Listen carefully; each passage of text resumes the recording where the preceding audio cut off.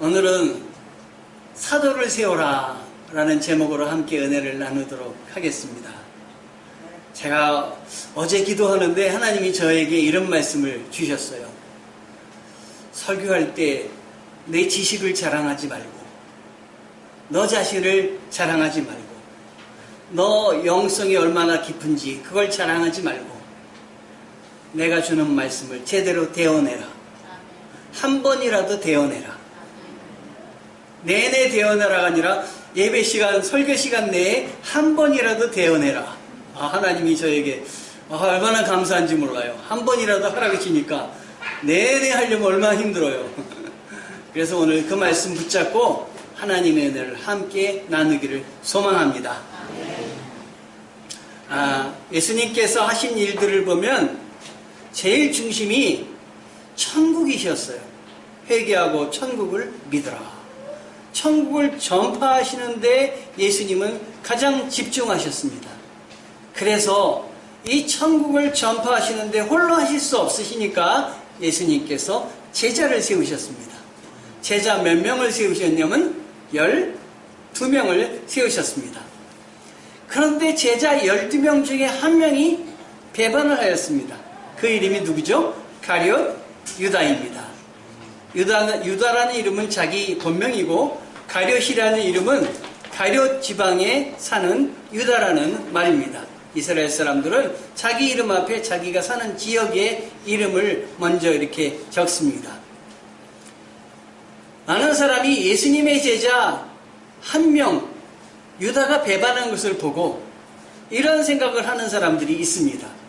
특히 목사님들 중에 그런 분들이 많으신 것 같아요. 저도 또 그랬습니다. 그래서 하나님이 이런 저의 생각을 고쳐주셨어요. 무슨 생각이냐면 예수님도 제자를 양육하시는데 한 명이 배반하는 실패를 겪었다. 그런데 우리쯤이야 우리 인간이 실수할 수 있지 않나 하는 생각입니다. 그런데 오늘 말씀을 보다가 이것이 잘못된 생각이라는 것을 알게 되었습니다. 왜 그러냐면 구약 성경에 예수님의 제자 중 한 명이 배반할 것에 대해서 예언이 되어 있는 거예요. 어디에 예언이 되어 있냐면 시편 말씀에 예수님이 제자를 12명을 택하는데 그 중에 한 명이 배반한다. 어디에 나와 있냐면 시편 69편 25절, 시편 109편 8절에 나오는데 또 다른 사람이 그의 직무를 차지하게 해 주십시오 라고 기록이 되어 있는 것이에요. 오늘 읽은 말씀 중에 20절을 보면 20절에 분명히 나와 있는데 시편에 기록하였으되 그의 거처를 황폐하게 하시며 거기 거하는 자가 없게 하소서. 배반한 자에 대해서 이야기하는 거예요. 또 일렀으되 그의 직분을 타인이 취하게 하소서. 이름은 나와 있지 않지만 예수님의 제자 중 한 명이 배반을 하게 된다는 걸 예언을 하고 있는 것이에요. 그렇다면 예수님도 예수님의 제자 중에 한 명이 배반한다는 걸 미리 아셨다는 이야기입니다. 미리 알고 계셨다는 말씀입니다. 실제로 예수님은 유다가 배반하기 전에 성경을 사복음서를 쭉 읽어보면은 미리 예수님의 제자 중 12명 중에 한 명이 배반할 걸 아셨습니다. 그리고 너희들 중에 나를 배반할 자가 있으리라 이야기를 하셨습니다. 그러니까 우리가 뭐 잘못했을 때 예수님도 제자들이 배반하는 실수를 하셨는데 우리쯤이야 하는 것은 그건 맞는 말이 아닙니다. 예수님은 배반할 걸 아셨으니까 예수님은 그럼에도 불구하고 그 제자를 쓰셨고 예수님이 잘못된 것이 아니라 하나님의 선택은 완벽했지만 우리 인간이 부족하여서 하나님의 선택에 제대로 응하지 못했다는 것입니다. 우리 모두는 실수를 할 수 있습니다. 우리는 연약합니다. 그러나 연약했을 때 다시 돌아서서 하나님 앞에 제가 실수했습니다. 연약해서 범죄를 저질렀습니다. 하면 용서받지만 끝끝내 하나님을 그 어긋나게 하는 사람은 용서받을 수가 없는 것입니다. 여러분은 주님 앞에 끝까지 겸손하게 하나님, 내가 연약함으로 잘못하였습니다. 용서하여 주옵소서 하고 주님의 일을 감당하시는 여러분 되시기를 주님의 이름으로 부탁드립니다. 그런데 제가 12사도 중에 한 명이 배반을 해갖고 11명이 됐잖아요. 11명이 됐을 때 저는 그런 생각을 했습니다. 한 명이 모자르면 우리 회사나 여러 일을 할 때 충분하지 않고 나눠서 할 수도 있지 않겠는가. 한 명이 부족하다고 굳이 채울 필요가 있을까? 이런 생각을 해봤었어요. 그런데 하나님의 뜻은 다릅니다. 하나님의 뜻은 한 명이 모자랄 때 모자란 채로 놔두시는 것이 아니라 하나님은 채우시는 하나님이십니다.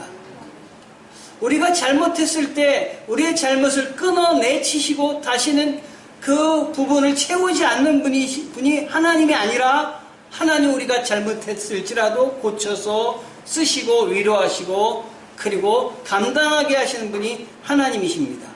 하나님은 용서와 사랑의 하나님이십니다. 하나님은 공의의 하나님, 옳지 못한 것을 바로잡는 하나님이시기도 하지만 하나님은 근본적으로 용서하시고 사랑하시는 하나님이심을 여러분 아셔야 됩니다. 12이라는 숫자가 우리에게는 그렇게 잘 다가오지 않아요. 초등학교 때 제가 어머니가 그때는 연필을 쓰지 않았습니까? 연필을 한 타스를 사와라 그러면은 문방구에 가서 한 타스를 사옵니다. 확인해보면 연필이 한 타스가 12자루 아닙니까? 저는 12자루라는 게 참 이해가 안 됐어요. 왜 12자루일까? 완전하면 10자루를 채웠을 텐데 왜 12자루를 했을까? 알고 봤더니 12자루라는 건 서양에서 온 거 아닙니까? 우리나라는 10, 20 이런 식으로 나가지 않습니까? 그런데 이스라엘은 완전수가 12이라는 숫자가 완전수거든요. 12에서 뭐가 12이 또 나오냐면 12지파가 나오지 않습니까? 12제자가 나오지 않습니까? 그러니까 11는 완전한 수가 아니라 부족한 수인 것입니다. 11가 됐을 때 하나님은 11로 내버려 두시는 것이 아니라 한 명을 더 채워서라도 12를 만들어 일을 하시고자 하시는 분이십니다. 우리 하나님은 우리의 부족한 것을 부족한 대로 놔두시는 분이 아니시라 우리 하나님은 성령의 은혜로 하나님의 은혜로 채우셔서 가기를 원하시는 분이심을 제가 이 말씀을 묵상하면서 알게 되었습니다. 하나님은 온전하게 완전하게 나아가는 걸 기뻐하시고 행복해 하시는구나. 또 12를 채운다는 것이 그때 제자들이 임기응변식으로 생각했던 것이 아니라 오늘 성경에 다윗의 말씀을 통해서 예언되어 있지 않습니까? 한 명이 배반할 것인데 그 한 명을 놔두지 말고 다른 사람으로 그 직무를 차지하게 하라. 하나님이 먼 훗날 예수님의 제자 중에 한 명이 배반할 것까지 아시고 그리고 그 배반할 사람을 채우라는 말씀까지 하신 것을 보면은 여러분 뭘 느끼십니까?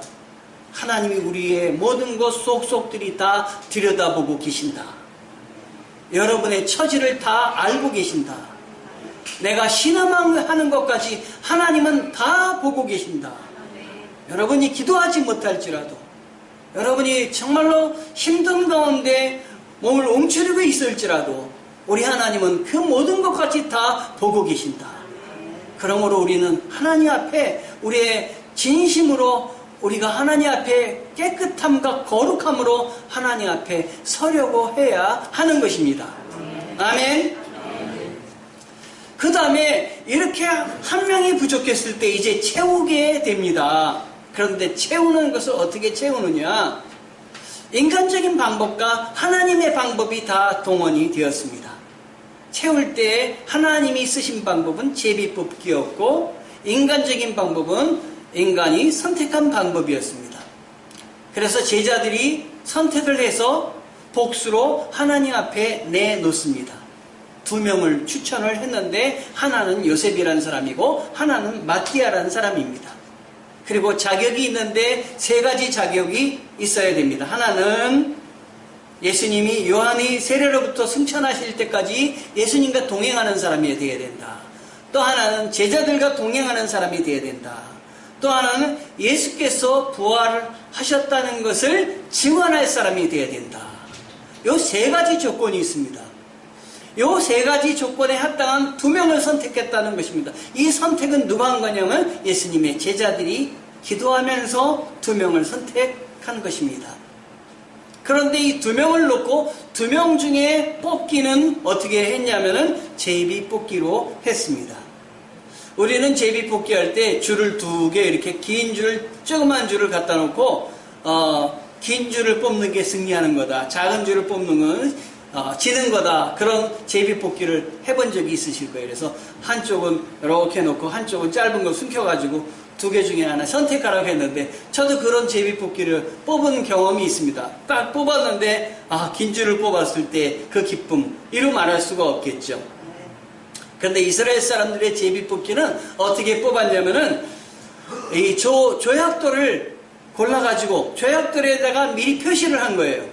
그래가지고 이런 함 같은 데 집어넣고 빙글빙글 둘르게 해가지고 그 중에 하나 딱 잡아서 표시된 그 조약돌이 나올 때 그 사람이 선택된 것입니다. 이런 조약돌을 쓰는 방법을 했어요. 그런데 이런 제비뽑기를 하면은 전제되는 것이 있습니다. 이 제비뽑기 했을 때 결과를 그대로 순종을 하고 받아들여야 되는 것입니다. 받아들인다는 것은 이 제비뽑기의 결과를 누가 책임져 주신다고 생각하고 받아들이는 거냐면 하나님이 책임져 주신다. 하나님이 결정을 하신다. 그래서 성경의 잠언에 무슨 말이 있냐면 심지는 사람이 뽑지만 결정은 하나님이 하신다. 아멘. 우리도 우리의 모든 결정을 우리가 하지만 하나님 앞에 하나님 내가 결정하는 결정 발걸음마다 하나님이 동행하여 주시옵소서 라고 여러분이 기도하며 감당할 때가 있으시잖아요. 그런데 이 제비뽑기는 하나님의 은혜로 받아들이면 참 감사하고 하나님이 주권으로 이렇게 하셨다. 결과도 책임져 주신다 라고 생각하지만 인간의 생각으로 볼 때는 굉장히 이거는 냉엄한 결과예요. 이거 노력도 아니고 제비뽑기로 승패가 결정이 된다고 생각을 해보세요. 실제로 1968년에 이런 일이 있었습니다. 러시아하고 이탈리아하고 축구 경기가 있었어요. 그런데 러시아하고 이탈리아하고 축구 경기를 하다가 비겼던 모양이에요. 연장전까지 해도 승부가 나지 않았던 모양이에요. 그래서 제비뽑기를 했는데 그때 제비뽑기가 동전을 던져가지고 앞면이 나오면 승리고 뒷면이 나오면 패배다. 이거 가지고 제비뽑기를 했다고 그래요. 어느 팀이 이겼을까요? 이탈리아가 이겨야 되는데 실력은 이탈리아가 좋은데 이탈리아가 진 거예요. 러시아가 그때는 소련이었으니까 소련이 이긴 겁니다. 소련은 어차피 이탈리아하고 해봤자 질 게 뻔하니까 그 전날 선수 한 명을 뽑아가지고 너는 제비뽑기에 준비를 해라. 오늘 하루 네가 할 일은 동전을 던지는 일이다. 동전을 던져서 앞면이 나오도록 너는 연습을 거듭해라. 그 선수는 하루 훈련을 하나도 안 하고 동전 던지는 연습만 했다고 합니다. 그래가지고 아침이 되니까 드디어는 이제 던졌다면 백발백중 앞면 나오게 연습을 한 거예요. 그 연습 결과 소련이 그 이탈리아의 경기에서 이기고 말았습니다. 진 이탈리아는 얼마나 억울하겠습니까? 경기도 제대로 못 해보고 동전 하나 던지기로 패배를 했으니까 말입니다. 그래서 이 제비뽑기는 점점 역사상에서 없어지게 됩니다. 그런데 제비뽑기가 점점 역사상에서 없어지지만 이게 과연 민주적이 아닐까? 이게 과연 다른 사람들이 보기에도 바른 일이 아닐까 하는 생각을 해보면 저는 제비뽑기가 정말 하나님의 은혜로 받아들이면 큰 능력이 있고 하나님이 정말 함께 하시는 선출 방식이다. 저는 그렇게 생각을 합니다. 여러분들도 가끔 제비뽑기를 하십니다. 저도 얼마 전에 제비뽑기를 하나 했는데요. 어떤 때 제비뽑기를 하냐면 경품, 어디 무슨 행사에 참여할 때 경품을 당선할 때 경품을 내걸고 추첨을 할 때 그게 일종의 제비뽑기입니다. 얼마 전에 목사님들이 한번 모여가지고 무슨 회의를 했는데 회의 끝에 경품이 있다는 거예요. 그래서 가지도 않고 목사님들 참 물질에 연약해요. 한 번도 가시지 않고 그 경품을 타기 위해서 모였습니다. 저도 역시 가지 않고 거기에 있었습니다. 그런데 그 경품에서 미리 번호를 넣고 제비를 뽑는데 한 번호만 나오니까 거기에 계신 목사님들이 뭐라고 얘기하시냐면 빨리 더 흔들어요 그러는 거예요. 그래서 막 마구 저어서 흔들어 갖고 뽑았는데 그렇게 뽑아도 저는 제비 뽑기 할 때마다 제가 고백하는 건 하나님이 위로가 필요한 사람들에게 제비를 뽑게 해주시더라고요. 경품을 주시더라고요. 제가 느낀 거예요. 저 사람이 꼭 받았으면 좋겠다 할 때 그 사람이 받는 거예요. 근데 이번에는 어떤 부부가 개척교회 목사님인데 저 부부가 좀 너무 어려움을 많이 겪고 있는데 저 부부가 받았으면 좋겠다 하는 생각이 들었어요. 그런데 그 부부가 부인이 먼저 딱 뽑은 거예요. 그래서 속으로 많이 기뻤어요. 근데 조금 있다가 여러 뽑다가 남편이 또 받는 거예요. 그러니까 제 마음이 편하더라고요. 그 사람들 다 받았네. 속으로 하나님 저도 하나 주시죠. 제가 탔을까요? 못 탔을까요? 거의 끝날 때쯤 돼서 제 번호가 불리더라고요. 세상에 너무나 반가워가지고 고맙습니다. 너무나 반가워하고 이렇게 박수를 받으면서 나갔어요. 나가서 받아보니까 경품이 가볍더라고요. 집에 와서 보니까 물주전자예요.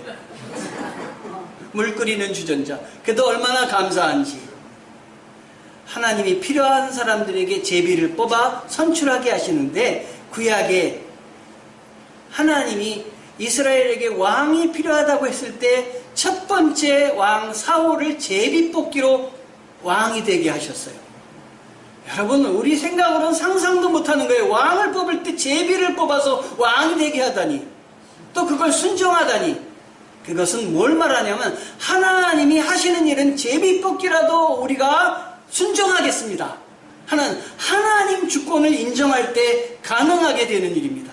제비 뽑기가 없어지니까 돈으로 자기가 선출되기 위해서 돈을 갖다 대고 물질을 갖다 대고 해가지고 금권 타락이 있고 이 선거가 타락되었지, 왕을 뽑을 때도 제비 뽑기로 왕이 됐다면 이건 돈 될 필요도 없고 정말로 하나님의 뜻에 따라 되는 것이 아니겠습니까? 우리가 하나님의 은혜 가운데 사는 하나님의 백성들이 되어야 되겠습니다. 이것은 제비뽑기만 아니라 우리의 모든 일을 주관하시는 분은 하나님이시다 하는 것입니다. 내가 하나님의 일에 무조건 순종하리라. 그런데 하나님의 일에 제비뽑기에 인간적인 마음으로 다가선 사람도 있었어요. 어떤 사람이었냐면 사사기 19장, 사사기 20장, 사사기 21장을 읽어보면 거기에 이스라엘 백성들이 베냐민 지파를 아주 가서 그냥 거의 베냐민 지파가 없어지게 전쟁을 하는 장면이 나옵니다. 왜 그런 일이 있었냐면 레위 사람 한 사람이 이 기브온이라는 지역에 이렇게 방문해서 거기에 잠을 자게 됐는데 자기 첩을 데리고 갔어요. 그런데 그 기브온에 있는 사람들이 이 첩이 아름다웠든지 어떤지 간에 이 레위 사람들한테 이 첩을 내놔라 그래가지고 첩을 막 강제로 이 첩을 강간을 했어요. 그리고 이 첩을 죽여버렸어요. 그랬더니 이 레위 사람이 너무 화가 난 나머지 분개를 해가지고 이 첩의 시체를 전국으로 다 보냈어요. 그걸 보고 이스라엘의 전 지역의 주민들이 분개를 해가지고 어디냐 따져볼 때 베냐민 지파의 영역이 있어요. 그럼 우리가 베냐민 지파로 올라가가지고 베냐민 지파, 이렇게 나쁜 일을 한 베냐민 지파는 역사상에서 없어지게 하자, 우리가 벌을 내리자 해가지고 쳐들어갔어요. 그때 쳐들어갈 때 그들이 쓴 방법이 뭐냐면 제비뽑기였어요. 제비뽑기로 하나님 어느 지파가 먼저 올라갈까요? 제비를 뽑았더니 유다 지파가 올라갔어요. 사실은 하나님이 여기까지 허락을 하신 건 그냥 벌 주고 말아라 라는 것이었지 온 이 베냐민 지파를 다 없애라는 뜻은 아니었을 거예요. 그런데 그들은 그것을 오해해가지고 자기들의 그 화난 그 마음과 모든 걸 담아가지고 가가지고 이 베냐민 지파 사람들을 모두 전멸시켰습니다. 남자고 여자고 다 죽여버렸어요. 가만히 정신 차리고 보니까 베냐민 지파가 없어진 거예요. 12지파여야 되는데 12지파 중에 한 지파가 없어진 거예요. 그걸 생각하니까 미스바라는 지역에 모여가지고 그걸 생각하니까 이스라엘이 큰 잘못을 한 거예요. 아, 우리가 잘못을 했구나. 때늦은 후회예요. 아, 우리가 하나님의 뜻을 잘못 알았구나. 한 지파가 없어지다니 어떻게 하면 좋을까. 그런데 그때 다행히도 이 베냐민 지파 중에 숨은 남자들이, 전쟁하다가 숨은 바위 틈에 숨은 남자들이 있었는데 그 남자들을 수를 세보니까 600명이나 됐어요. 그럼 여자들은 다 죽였잖아요. 어떻게 하면 좋은가. 그래가지고 돌아보니 이렇게 미스바에 모여가지고 중요한 결정을 할 때 다 모이게 됐는데 한 지파가 한 곳의 사람이 오지 않았던 것이에요. 그래서 그 한 곳의 사람들이 오지 않았는데 야베스 길르앗이라는 그 곳의 사람들이 오지를 않은 것이었습니다. 그런데 야베스 길르앗의 사람들은 므낫세 지파에 속한 사람들인데 왜 속하지 않았냐면, 왜 오지 않았냐면 이것은 베냐민과 똑같은 라헬의 자손들이었어요. 우리가 베냐민을 벌하는데 우리 라헬의 같은 자손이 거기 올라가서 동조할 수가 없다 그래가지고 올라가지 않았던 거예요. 어떤 방법을 썼냐면 이 올라오지 않은 라헬의 지파 이 사람들은 우리의 일에 도움을 주지 않았으니까 여기 남자들을 다 죽여라. 여기 사람들을 다 죽여라. 그래서 또 죽였어요. 그리고 여자들, 남자와 결혼하지 않은 여자들만 골라라. 그래서 남자와 결혼하지 않은 여자들만 골랐더니 400명이 골라진 거예요. 그런데 그 숨었던 베냐민 지파는 몇 명이에요? 600명이에요. 여기는 400명이에요. 아직도 몇 명이 모자라냐면 200명이나 모자라는 거예요. 잘못을 했을 때는 회개하고 용서를 구해야 되는데 이런 인간적인 방법을 사용해서 그들의 잘못을 덮으려고 한 것이었습니다. 그러자 이번에는 그 사람들이 그러면 어떡하냐, 200명이 모자라니까 200명을 또 채우자. 그랬던 것이. 실로 사람들이 있었는데 초막절이면은 춤을 춰 나오는 실로 사람들이 있었어요.